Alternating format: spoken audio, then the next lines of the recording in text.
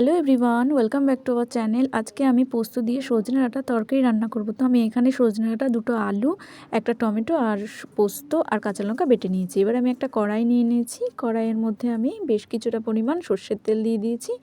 সর্ষের তেলটা একটু গরম হয়ে আসলে আমি এর মধ্যে 1 চামচ কালো জিরে দিয়ে দেবো। ছোটো চামচের 1 চামচ কালো জিরেটা দিয়ে আমি এটাকে একটু ভালো করে নাড়িয়ে নেব।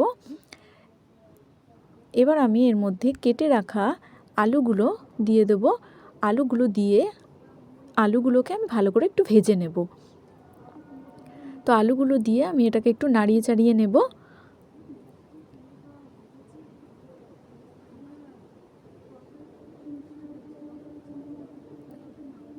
আলুটা একটু ভাজা ভাজা হয়ে আসলে আমি এর মধ্যে 1 চামচ লবণ আর 1 চামচ হলুদ দিয়ে দেব।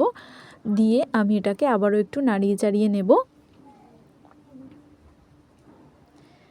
আলুটা একটু ভাজা হয়ে এসছে। এবার আমি এর মধ্যে কেটে রাখা সজনে ডাঁটাগুলোকেও দিয়ে দেব।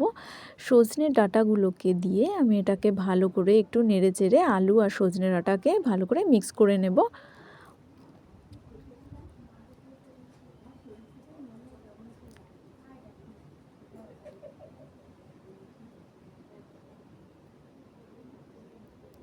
সজনে ডাঁটাটা একটু ভাজা হয়ে আসলে আমি এর মধ্যে কেটে রাখা টমেটো কুচিগুলোকেও দিয়ে দেব। টমেটো কুচিগুলোকেও দিয়ে আমি এটাকে ভালো করে আবারও নাড়িয়ে চাড়িয়ে মিক্স করে নেব।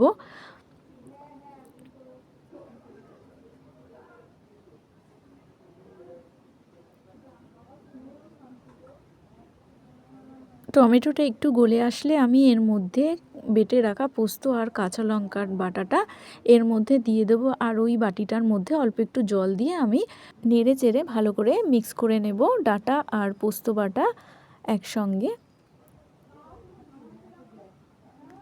এবার আমি এটাকে একটুখানি কষিয়ে নেব।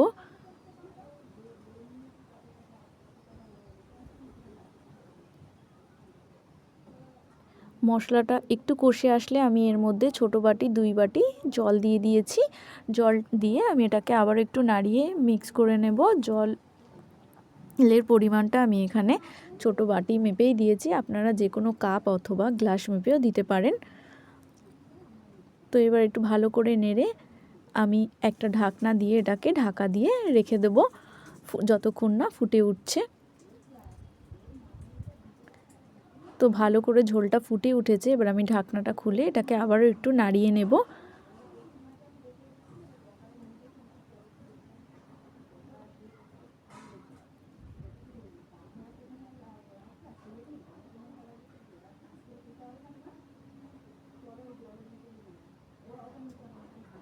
এবার আমি এর মধ্যে 1 চামচ, ছোটো চামচের 1 চামচ চিনি দিয়ে দেব স্বাদ অনুযায়ী।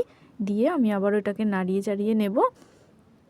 ঝোলটা একটু মাখো মাখো হয়ে আসলে আমি গ্যাসটাকে নিভিয়ে কড়াইটাকে নামিয়ে নেব।